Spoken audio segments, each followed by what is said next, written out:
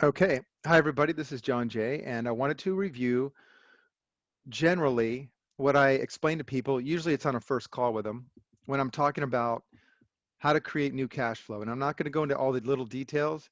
I'm going to give you that broad, general explanation. You can do your own research. The details are already building. We have like 6 or 7 videos where I'm interviewing some people that are entrepreneurs, and we're going over things that they've done for their own projects to make money, and they're doing it in much the same way that I'm describing it and that I'm about to describe it here. So the reason why I describe it the way I'm doing it now is so that you just have, there's a path to follow, because there's infinite ways of doing this. So I'm just choosing one. I'm using modern technology because if I were telling you this 10 years ago, I wouldn't be using an online reference, but I'm going to use an online reference. It becomes quite easy. So what I tell people is this: people call me and they say, okay, you said last time that I could, or I heard you on an interview saying that I could make another $2,000 a month for almost nothing out of pocket, and I can set that up within 90 days. And doing that would be easier than buying a house or qualifying for a mortgage to buy a house. And I make that comment with what I'm telling you so that you can understand. The whole idea here is that you can easily create new cash flow for yourself if you want to buy a liability. And just so you know, a house is not, a house that you live in is not an investment. Well, it's not your investment. A house that you buy and rent to someone else and receive income from, that's an investment. Even if you have a negative cash flow, it's not a good investment. It's still an investment when you don't live there. Okay. You bought it for investment purposes. Just because it's worth more, possibly when you go to sell it, does not make it an investment. All right. So what I recommend is that you go to a broker, a business broker. Not always you don't have to do this. Okay. But like I said, if you're new to this, here's what I recommend. You go to a business broker, and I'm going to give you one right now. I don't know these people. So just so you know, I don't have any deals with them. I just like the way the offers are presented on the website. So the name of the website for this broker is exchangemarketplace.com. Exchangemarketplace.com, just like I said it. So if you go to that site, heck, let me just go there. All right. And you can just scroll through um, listings. All right. Just like you're shopping for anything else. So let's see if I can do a screen share here. All right. So here we are. We're at exchangemarketplace.com, and I could just scroll through, and you see here all these businesses that are for sale. You've got, let's see, I should reduce the size back to what it was. Okay. So you've got, like, look at the first listing, okay? Eco Fish Tackle. The average revenue, this is per month, is $35,000. He's netting 11,000. So roughly 33%, 35% of the gross revenue is profit. Now I'm going to give you a benchmark to consider, and he's asking $80,000 for it. So here's what I look at. First of all, the asking price is not important. I know you guys aren't going to, this is not going to sit well with you. If I'm shopping for a boat, which is a liability, yeah, the asking price is important. I'm buying a liability. Here, the asking price is only a factor in determining what my cash flow is going to be. What do I want? What kind of cash flow do I want? Maybe I don't want cash flow, whatever. So here's one benchmark you can use. So looking at the price, $79,000, don't get scared. Divide that by the gross revenue monthly. So he wants 80,000, and it takes 2 months to make $70,000.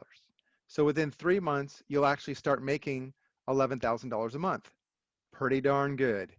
That's stellar. It's stellar. And I'll tell you why, because in the 90s, I'm going to use the 90s as an example. Okay, so in the 90s, a brick and mortar business would be doing really well where the owner nets 15% of the gross. So like a 7-Eleven or whatever, any kind of brick and mortar, barbershop, things like that, okay? 15%, and that's a good business. Now, some people were making 25%. That's really good. Today, we have online businesses, the net is much higher because operating costs are lower, usually.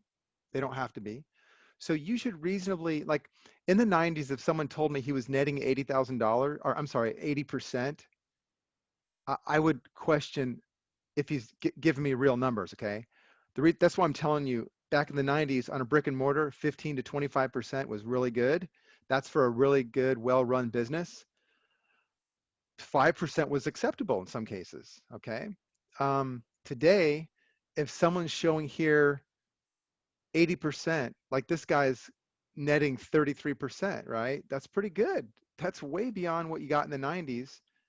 And it's only going to take 3 months to pay it off. I mean, of gross income, right? So the benchmark is 15 to 25%. Okay, but we're already at 33% on this offer here. So that's okay. And some of these are going to be netting you 80%. Okay, so your net income is 80%. Don't think those numbers are fake, is what I'm telling you. Okay, this is a different world now.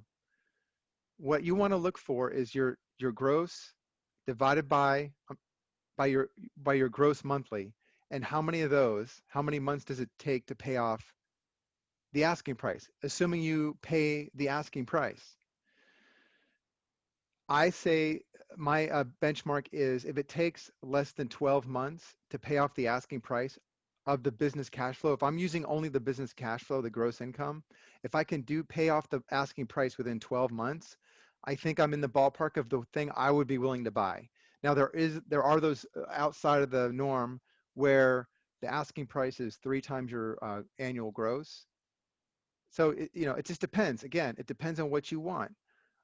It depends on if you want a certain type of cash flow. Okay, there's some other numbers too. We could talk about that later. Let's see, look here.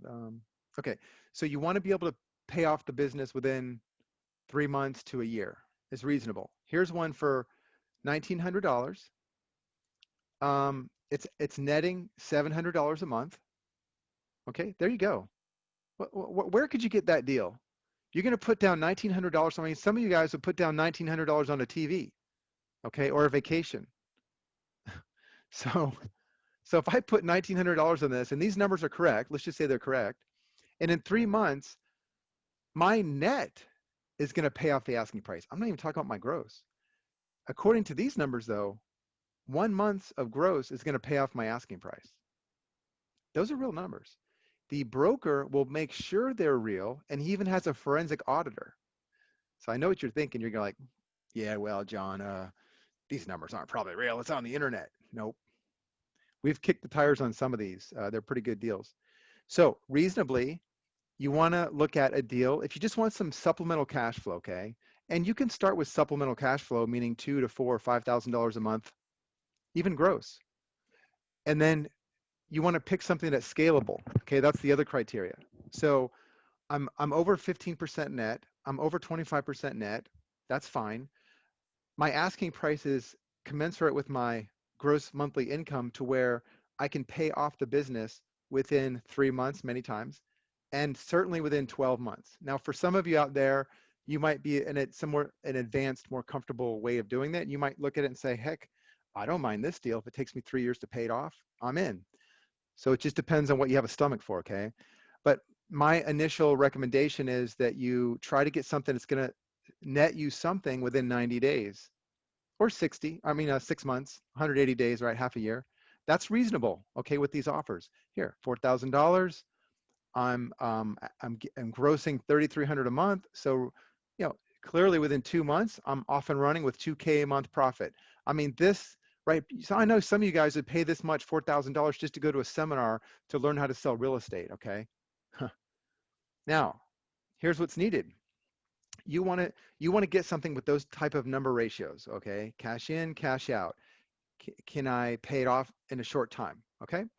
You also want to get something like, if we go back up here, let me scroll back up here and look, there's inventory here.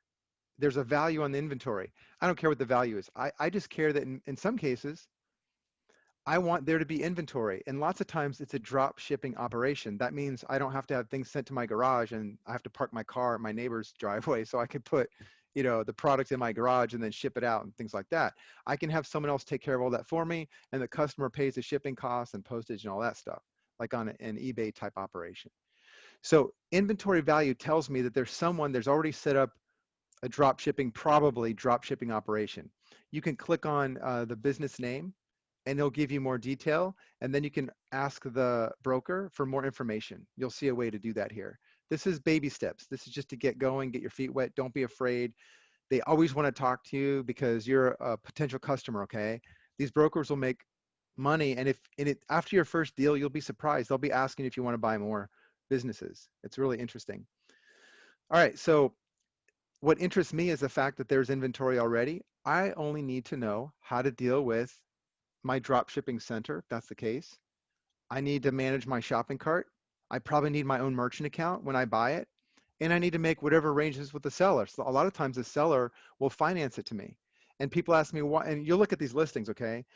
A lot of times they'll say, why is someone going to sell me a business like this when it's making good money and it has an upward sales trend? And it's scalable. And he's even telling me, the seller's telling me it's scalable. I want something that's scalable. It means that I'm seeing what they're doing right now, and they're already making profit, and the upward trend of sales is there. And so I'm seeing that and going, well, there's a couple of niche markets that are completely not even in these results here that I know I can do. And if I talk to the owner, lots of times he'll say, yeah, I know, but it's time for me to sell. And so these are investors that build these up and sell within 2 years, okay? And they make their money up until that 2-year mark, and then they get out. So they just sell early. That's all it is, for the most part. For the most part. Now, some of these that are $250,000 or something like that, it just might be where some person decided he wanted to sell, and he ended up talking to a broker and ended up here.